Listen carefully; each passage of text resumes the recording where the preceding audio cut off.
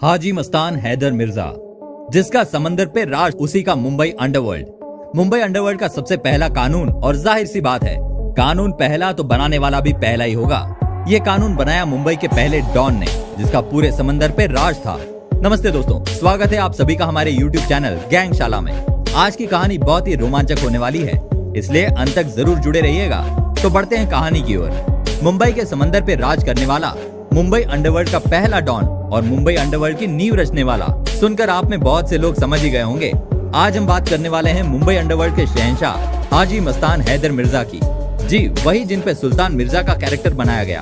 हाजी मस्तान के बारे में जितना बताएं उतना कम है, क्योंकि कहानी ही कुछ ऐसी है। लेकिन हम लेकर आए हैं हमेशा की तरह कुछ अनसुनी बातें। तमिलनाडु का महज 8 साल का बच्चा मुंबई में आता है और एक दिन पूरे मुंबई पर राज करता है। 60 और 70 के दशक में हाजी मस्तान का पूरी मुंबई पे राज था। आपने अब तक जितनी भी बॉलीवुड की अंडरवर्ल्ड फिल्में देखी होगी, उनमें से कुछ ही प्रतिशत फिल्मों में आपने हाजी मस्तान का जिक्र या झलक नहीं पाई होगी। उस वक्त की अंडरवर्ल्ड की हर कहानी हाजी मस्तान के बिना अधूरी है। ये हुई हाजी मस्तान की पहचान। अब बात करते हैं उनकी जिंदगी की कहानी। कैसे बने हाजी मस्तान पहले डॉन। मस्तान का जन्म 1 मार्च 1926 को कुटलोर जिला तमिलनाडु में हुआ। मस्तान मुंबई चले आए तब सिर्फ 8 साल के थे।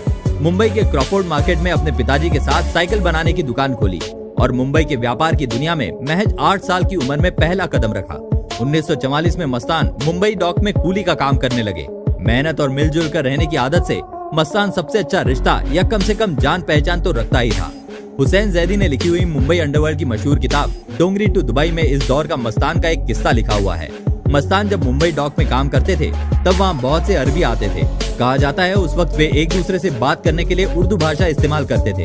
इन अरबियों से मस्तान की जान पहचान हुई।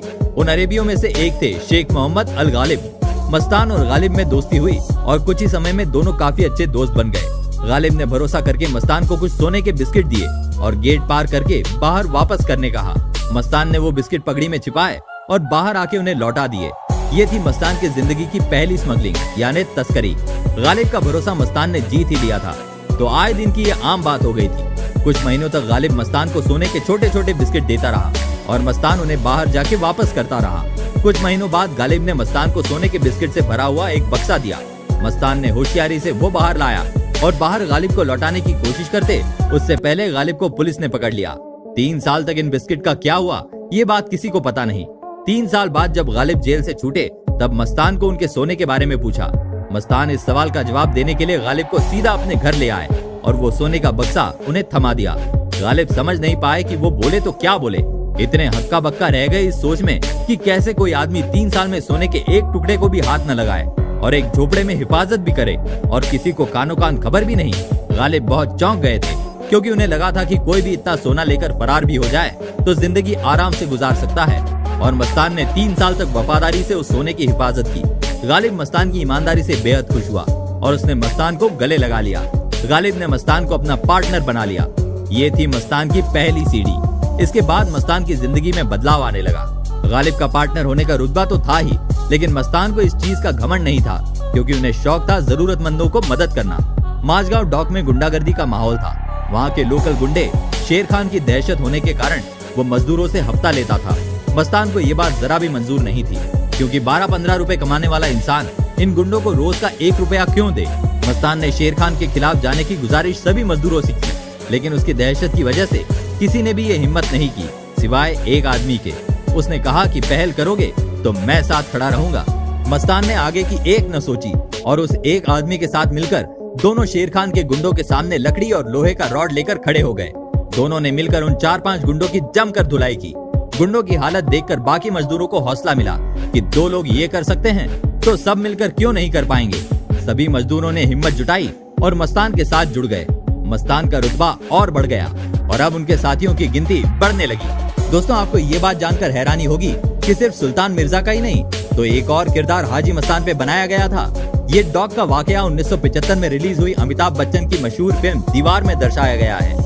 इस बात का जिक्र किया है उनके गोद लिए हुए लड़के सुंदर शेखर ने। सुंदर ये भी बताते हैं कि ये किरदार को समझने के लिए दीवार फिल्म के लेखक सलीम और हीरो अमिताभ बच्चन हाजी मस्तान से मिलने आते थे। सुंदर आगे बताते हैं कि उस वक्त के सारे हीरो से हाजी मस्तान की बहुत अच्छी दोस्ती थी। मस्तान बॉलीवुड से काफी आकर्षित थे। उन्होंने कई फिल्मों में पैसा भी लगाया था और एक स्ट्रगलिंग एक्ट्रेस सोना से शादी भी बनाई है। मस्तान एक ऐसा डॉन था जिसने कभी हाथ में बंदूक नहीं ली, लेकिन तस्करी में ऐसे लोगों की जरूरत पड़ने पर मस्तान गैंगस्टर वरदराजन मुदलियार के सहारे ऐसे काम को अंजाम देते थे। वरदराजन की चलती थी वर्सोवा, वसई और विरार में, लेकिन वरदा और मस्तान के मुलाकात की कहानी भी कम मजेदार नहीं। वरदा भी तमिल था और पहले माटुंगा के स्लम में दादागिरी करते थे।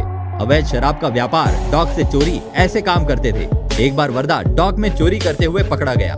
मस्तान ने सोच लिया कि वरदा जैसे आदमियों की जरूरत तो पड़ती रहती है, तो क्यों ना दोस्ती का हाथ बढ़ाया जाए। वरदा जेल में था। पुलिस की मार से परेशान गुंडे को एक सूट बूट पहना हुआ शख्स मिलने आया। वरदा भी ये समझ नहीं पा रहा था और मस्तान ने उससे तमिल में वड़क्कम थलाइवा मतलब नमस्ते महाराज कहा। वरदा को ये इज्जत अफजाई अच्छी लगी और दोनों की दोस्ती हो गई। 80 के दशक में मस्तान ने अंडरवर्ल्ड से थोड़ी दूरी बना ली थी, लेकिन सुर्खियों में जरूर रहते थे। जब दाऊद गैंग और पठान गैंग के बीच गैंग वॉर शुरू हुए, तब इनकी सुलह हाजी मस्तान ने करवाई। कहा जाता है इनमें मस्तान का फायदा था। हाजी मस्तान की एक मुंह बोली बहन थी, जीनाबाई दरवाली। हालांकि जीनाबाई पुलिस की खबरी थी, लेकिन मस्तान जब भी किसी चीज में सोच नहीं पाते, जीनाबाई से सलाह मशवरा करते थे। मस्तान की बॉम्बे सेंट्रल में एक जगह थी जिसपे चीलिया, जो कि एक गुजराती कम्युनिटी है, उन्होंने कब्जा कर लिया था और हाजी मस्तान का नाम सुनकर भी जगह खाली नहीं कर रहे थे। चीलिया वहाँ काफी ताकतवर थे, अपनी ताकत से जोर दिखा सकते थे, तो जीनाबाई ने मस्तान को सलाह देते हुए एक बड़ी पुरानी कहावत का इस्तेमाल किया। जीनाबाई ने जमीन पर एक लकीर खींची और बिना उसे मिटाए उसे छोटा करने का रास्ता पूछा। मस्तान कुछ समझ नहीं पाए और जीनाबाई से नाराज हुए, तो जीनाबाई ने कहा दोनों का हल एक ही है कि उससे बड़ी लकीर बनाई जाए, तो ही वो लकीर छोटी होगी। जीनाबाई ने मस्तान को पठान गैंग और दाऊद गैंग को मिलाने की सलाह दी ताकि चीलिया गैंग को हराया जाए। इसलिए हाजी मस्तान ने दोनों में सुलह करवाई और हुआ वही जो हाजी मस्तान को चाहिए था। वो जगह हाजी मस्तान के हवाले कर दी गई। खालिद जाहिद नामक एक उर्दू पत्रकार थे जिनके मस्तान से अच्छे ताल्लुक थे। खालिद जब मस्तान के साथ बनारस गए थे, वहाँ का मजेदार किस्सा सुनाते हैं। बनारस की दाल मंडी में एक बार मस्तान ठहर गए। सुबह हर जगह ये बात फैल गई कि हाजी मस्तान यहाँ आए हुए हैं और लोगों की भीड़ होने लगी। खालिद बहुत उत्सुक थे कि वे लोगों को देखे, इसलिए वे होटल से नीचे उतरे और लोगों के बीच जा मिले। वहाँ उन्होंने अजीब अफवाहें सुनी, जिनमें से एक थी कि हाजी मस्तान ऐसे महल में रहते हैं जिसके 365 दरवाजे हैं और हर दरवाजे पर एक कार खड़ी रहती है। जिस भी कार से हाजी मस्तान सुबह निकले, रात को वो कार बेच के गरीबों में पैसा बांटा जाता है। खालिद ने इस मनोरंजक किस्से को मशहूर किया एक कहानी के तौर पर उनके न्यूज़पेपर में, जिससे हाजी मस्तान नाराज हुए।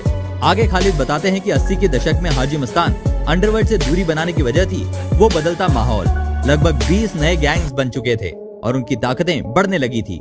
हाजी मस्तान की ताकत में इजाफा आने लगा था। अब हाजी मस्तान के नाम की वो दहशत कम होती जा रही थी। वजह ये भी थी कि उनसे पहले 1974 में इंदिरा गांधी ने हाजी मस्तान को गिरफ्तार करवाया था और वो पहली बार था जब मस्तान को गिरफ्तार किया गया था। 1975 की आपातकाल में भी हाजी मस्तान को सबसे दूर रखा गया। इसी दौरान हाजी मस्तान की मुलाकात हुई विजय प्रकाश नारायण से और राजनीति का रास्ता खुल गया। हाजी मस्तान ने योगेंद्र कावड़े के साथ मिलकर दलित मुस्लिम सुरक्षा महासंघ नाम की पार्टी की स्थापना की। तब उन्होंने बीबीसी में इंटरव्यू देते वक्त बताया कि उनकी राजनीति में आने की वजह थी जब उन्होंने पीपल सेक्रेटरी बनाया था और गरीबों में दवा बांटी जा रही थी, तब पुलिस वालों ने उनके अस्पताल पर रेड मार दी, लेकिन पुलिस को रेड में कुछ नहीं मिला। फिर भी 25 दिन उन्हें जेल में रखा गया। तब उन्हें ये एहसास हुआ कि हक के लिए सियासत में जाना चाहिए। हाजी मस्तान ने अपने इंटरव्यू में कहा था कि जो ये सब चीज उनके बारे में बोलते हैं, उन लोगों के पास इन सब चीजों का कोई जवाब नहीं है और अगर कोई सबूत है तो जवाब दे। हाजी मस्तान को अंडरवर्ल्ड का पहला डॉन, स्मगलर, जिंदगी में कभी बंदूक ना उठाया हुआ डॉन, गरीबों का मसीहा, ऐसे कई नामों से जाना जाता था। दोस्तों कमेंट में जरूर बताना आज की कहानी आपको कैसी लगी और पसंद आई हो तो प्लीज लाइक, कमेंट और शेयर कीजिए और बेल आइकन पे क्लिक करना ना भूलें ताकि आपको हमारी नई अनसुनी कहानियों के अपडेट्स मिलते रहें। तो दोस्तों जल्दी मिलते हैं फिर से एक नई कहानी के साथ। तब तक के लिए जय हिंद।